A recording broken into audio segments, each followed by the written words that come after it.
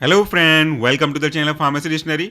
आप देख रहे हैं हमारा मेडिसिन रिव्यू एक्सक्लूसिव सीरीज। इस सीरीज में हम बात करते हैं कुछ इंपॉर्टेंट मेडिसिन के बेसिक इंडिकेशन के बारे में, यानी कि वो दवाई किस पर्पस के लिए दिया जाता है, उसके अंदर कौन कौन से कॉन्स्टिट्यूएंट हैं, उनका कंसंट्रेशन क्या है, और सबसे जरूरी चीज़ कि वो काम जो करते हैं वो काम कैसे करते हैं, उनका मैकेनिज्म ऑफ एक्शन सरल सिंपल भाषा में। तो आज के इस वीडियो में हमने एक एग्जाम्पल के रूप में ब्रांड नेम लिया हुआ है, वह आपका फ्लूका 150। फ्लूका 150 को बनाने वाली कंपनी है। यहाँ पे अगर आप नीचे देख पाएंगे तो उसका ब्रांड नेम यहाँ पे लिखा है सिप्ला।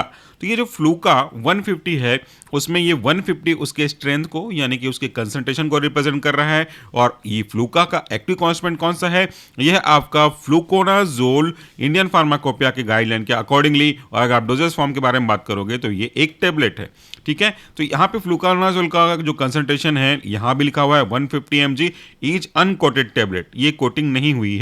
और अनकोटेड और कोटेड का मतलब ये होता है कि इसके ऊपर कभी फिल्म कोटिंग की जाए या कोई और कोटिंग की जाए तो वो कोटेड है, और इसमें किसी भी तरह की ओवर कोटिंग नहीं की गई है, दैट इज अनकोटेड टैबलेट, ठीक है। अब हम बात करते हैं इसके इंडिकेशन के बारे में। यानी कि अगर आपके डॉक्टर ने आपको फ्लूका 150 या फ्लूका की जगह 150 की जगह कोई और भी ड्रग दिया हुआ हो जिसमें एक्टिव कॉन्स्टिट्यूएंट के रूप में आपका फ्लूकोनाजोल हो, तो वो क्यों दिया जाता है? फ्लूकोनाजोल एक एंटी फंगल ड्रग है। एंटी फंगल ड्रग कहने का मतलब है ऐसा ड्रग जो कि आपके शरीर में फंगस या ईस्ट की वजह से होने वाले इन्फेक्शन या इन्फेक्शन के कारण से होने वाले और जो तकलीफें होती हैं, इनको मिनिमाइज करने का काम करता है। फंगस एक ऐसा माइक्रो ऑर्गेनिज्म है जिसे हम लोग बोल सकते हैं कि आपकी बॉडी के वाइटल पार्ट को काफ़ी ज़्यादा अफेक्ट करता है।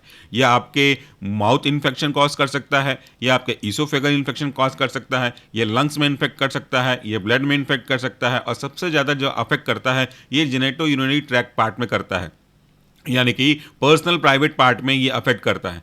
अगर हम बात करें कैंडिडियासिस की, जो कि फंगस की वजह से होता है, मोस्टली ये आपके टंग में देखने को मिलेगा, ओरल कैविटी में देखने को मिलेगा, वजाइनल पार्ट में देखने को मिलेगा। और वजाइनल पार्ट में जो ईस्ट इन्फेक्शन होता है, वाइट डिस्चार्ज होता है, फिशी स्मेल आती है, उसके लिए भी आपका फंगल इन्फेक्शन रिस्पॉन्सिबल होता है। और उस रिस्पॉन्सिबिलिटीज को कम करने के लिए आपका जो फ्लूकोनाजोल है वो काम करता है। फ्लूकोनाजोल की अगर आप कैटेगरी पूछेंगे तो ये एजोल कैटेगरी का ड्रग आता है। और इसके काम करने के तरीके को आपके लिए ईजी बनाने के लिए मैंने यहाँ पे उसका टेबल लगाया हुआ है। तो ये जो फ्लूकोनाजोल है वो कैसे काम करता है, उससे पहले हमको समझना पड़ेगा कि आखिर जो आपको फंगस का सेल है वो कैसे सर्वाइव करता है। अगर हम बात करते हैं फंगस सेल की, तो कुछ इस तरीके से ये फंगस का सेल होता है।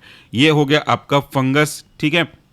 इस फंगस को प्रोटेक्शन देने के लिए, साथ में किसी भी चीज़ों का जो कि उसके रेस्पेक्ट में आवश्यक है उनको कंट्रोल करने के लिए, मूवमेंट करने के लिए, ये जो फंगस का सेल मेम्ब्रेन है वो बहुत इंपॉर्टेंट पार्ट प्ले करेगा। तो ये फंगस है और ये फंगस का सेल मेम्ब्रेन है, ठीक है। ये सेल मेम्ब्रेन है और यहाँ से जो कॉन्स्टिट्यूएंट्स हैं, इन कॉन्स्टिट्यूएंट का सेलेक्टिवली के accordingly in and out movement होता रहता है। और इसी पूरे इंटेग्रिटी को मेंटेन करने के लिए, उसके सर्वाइवल के लिए, स्ट्रेंथ करने के लिए सेल मेम्ब्रेन बहुत जो भूमिका निभाएगा। अगर आप चाहते नहीं हो कि आपका फंगस इन्फेक्शन ग्रो करे, तो आपको इसी सेल मेम्ब्रेन को खत्म करना पड़ेगा। तो सेल मेम्ब्रेन को खत्म करने से पहले हमें यह जानना पड़ेगा कि सेल मेम्ब्रेन आखिर बनता कैसे है। यहाँ पे पूरा का पूरा प्रोसेस मैंने स्टेप बाय स्टेप लिखा है। सबसे पहले जो स्क्विलीन रहता है, ये स्क्विलीन एक टॉक्सिक सब्सटेंस है। तो इस टॉक्सिक सब्सटेंस के एक्यूमुलेशन से फंगस सेल को प्रॉब्लम होगी। तो फंगस क्या चाहता है कि भाई जिसके कारण से, जिसके जमा होने से मुझे टॉक्सिसिटी इफेक्ट मिलेगी, मुझे उसको लेस टॉक्सिक सब्सटेंस में बदल देना चाहिए अपने सर्वाइवल के लिए। तो वो क्या करेगा, स्क्विलीन को, एक एंजाइम है जिसका नाम है स्क्विलीन इपोक्सिडेज, इस स्क्विलीन इपोक्सिडेज की मदद से ये जो फंगस है वो स्क्विलीन को चेंज कर देता है स्क्विलीन इपोक्साइड में, क्योंकि इपोक्सिडेज है इसलिए कन्वर्ट कर देता है स्क्विलीन इपोक्साइड में। अब ये जो स्क्विलीन इपोक्साइड है आगे जा करके ये एक लेंसोस्ट्रॉल बनाने का काम करता है, जो कि बहुत महत्वपूर्ण कॉन्स्टिट्यूएंट में से एक है इसके प्रोसेस के थ्रू, इसके बायोसिंथेसिस के through.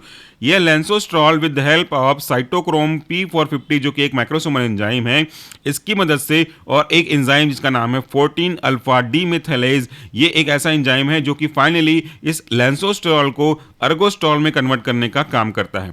Now this ergosterol plays a very very important role in the formation of cell membrane for the fungus point of view. तो ये जो आपका अर्गोस्ट्रॉल है वो फंगस के सेल मेम्ब्रेन बनाने का काम करता है। तो इस तरीके से आप देखोगे ये जब साइकिल पूरा होता है तो इस तरह के फंगस में इसका सेल मेम्ब्रेन बन जाता है। सेल मेम्ब्रेन बन जाएगा तो एक तो बाहर से आने वाली चीज़ों से इसको बचा के रखेगा, इस फंगस सेल की इंटीग्रिटी को भी मेंटेन करेगा, सेलेक्टिव परमेबिलिटी ऑफ कंस्टिट्यूएंट का भी यहाँ पे होता रहेगा और इससे आपका जो फंगस है वो आराम से सर्वाइव करता रहेगा। चूंकि हमको यहाँ पे बात करनी है फंगस को किल करने वाली ड्रग की, तो हमको यहाँ पे ये देखना पड़ेगा कि आपका आज का ड्रग किस स्टेप को अफेक्ट करता है। भाई कॉमन सा लॉजिक है, सिंपल सा लॉजिक है कि अगर ये आपका पूरा प्रोसेस चल रहा है और इस प्रोसेस के थ्रू आपका फंगस का सेल मेम्ब्रेन बन रहा है और सेल मेम्ब्रेन बनने से फंगस सर्वाइव कर रहा है, तो हमको उसको इसी स्टेप को कहीं ना कहीं रोकना पड़ेगा।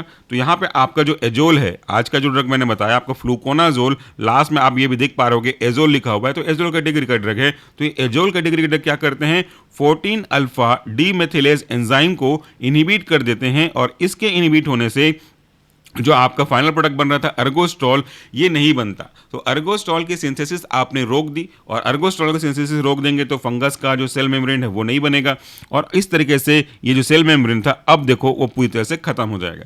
तो जब सेल मेम्ब्रेन जो कि फंगस को प्रोटेक्शन देने का काम कर रहा था, उसके अंदर या बाहर सब्सटेंस के मूवमेंट को अलाउ कर रहा था, वो ही नहीं रहा तो फंगस सर्वाइव कैसे करेगा और इस तरीके से फंगस की जो है डेथ हो जाती है। और इस तरीके से आपका जब फ्लूकोनाजोल या फिर फ्लूका 150 काम करता है। 150 इसके स्ट्रेंथ को रिप्रेजेंट कर रहा है। अगर सीवियरिटी ज़्यादा है तो इससे ऊपर का डोज दिया जा सकता है या इसके ड्यूरेशन को बढ़ाया जा सकता है। रेस्पेक्टिवली अगर कम इन्फेक्शन है तो कॉन्स्टिट्यूएंट तो फ्लूकोनाजोल ही रहेगा, लेकिन इसके जो कंसंट्रेशन है, डोज रेजिमेन है, इसको हम कम कर सकते हैं। नीचे अगर आप देखेंगे स्टोरेज कंडीशन तो कि बहुत महत्वपूर्ण है, as directed by the physician. Dose की बात करें तो और स्टोर की बात करें तो store in a cool and dry places. ये क्यों कहा जाता है, देखिए किसी भी ड्रग की जो स्टेबिलिटी है, शेल्फ लाइफ है या कह सकते हो एक्सपायरी डेट है, वो इसी बात पे डिपेंड करता है कि आपने उसको किस तरीके से कंडीशन मेंटेन करके रखा। जैसा प्रोडक्ट बनाने वाली कंपनी इंस्ट्रक्ट करती है वैसा रखा या फिर आपने कहीं भी धूप या लाइट में ऐसे जगह रख दिया तो उसका जो सेल्फ लाइफ होता है वो कम हो सकता है। सेल्फ लाइफ कहने का मतलब है मैन्युफैक्चरिंग डेट से लेकर के एक्सपायरी डेट के बीच का जो समय होता है यही आपका सेल्फ लाइफ कहलाता है। ये सेल्फ लाइफ इसी स्टोरेज कंडीशन के ऊपर डिपेंड करेगी। अगर आपने सही तरीके से स्टोर किया है तो एक्सपायरी डेट तक रहेगी, नहीं तो उससे पहले भी ड्यूरेट हो सकती है। तो ये था हमारा आज का वीडियो और इस वीडियो में हमने बात किया आपके फ्लूका 150 ड्रग के बारे में। Thank you so much for watching this video. नमस्कार, टेक केयर।